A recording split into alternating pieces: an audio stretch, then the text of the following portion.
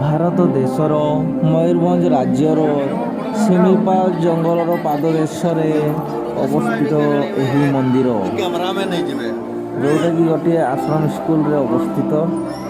ତାକୁ ଗଣେଶ ମଠରେ ନାମରେ ନାମିତ କରାଯାଇଛି। ଶିମିଳିପାଳ ଯିବା ବାଟରେ ଅଲକୁଦୁର ୱାଟରଫଲ୍ ବି ଅଛି ମଧ୍ୟ। ଆମର ଯେଉଁ ପ୍ରଥମ ଗେଟ୍ ମିଳେ, ସେ ଗେଟ୍ ପରେ ପରେ ଏଇ ଆଶ୍ରମ ସ୍କୁଲ ଆସିଯାଏ।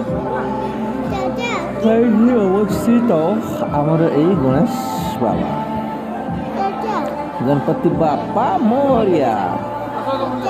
ବହୁତ ସୁନ୍ଦର, ବହୁତ ଧୁମଧାମରେ ହୁଏ, ବହୁତ ଭିଡ଼ ହୋଇଥାନ୍ତି। ଆମେ ମଧ୍ୟ ଆଜି ଦେଖିବା ପାଇଁ ଆସିଛୁ।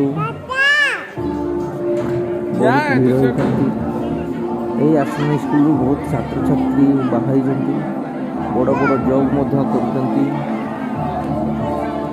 ଯାହାଫଳରେ ଏଥିରେ ପ୍ରତିବର୍ଷ ଗଣେଶ ପୂଜାରେ ସେମାନେ ଆସିଥାନ୍ତି। ବହୁତ ଧୁମଧାମରେ ଗଣେଶ ପୂଜାର ଆୟୋଜନ ହୋଇଥାଏ। ସମ୍ପୂର୍ଣ୍ଣ ଚାରିପଟେ ଜଙ୍ଗଲ, କେବଳ ଗୋଟିଏ ମୁଖ୍ୟ ରାସ୍ତା ଅଛି ଶିମିଳିପାଳ ଯିବାକୁ। ସେହି ରାସ୍ତାରେ ହିଁ ଯିବାକୁ ପଡ଼େ। ଜୟସିଂହପୁରରୁ 14 କିଲୋମିଟର ଦୂର ଗଲେ ଏହି ମନ୍ଦିର ମିଳିବ। ଆସନ୍ତୁ, ଆସନ୍ତା ବର୍ଷ ଦେଖନ୍ତୁ, ଅତି ସୁନ୍ଦର, ବହୁତ ସୁନ୍ଦର।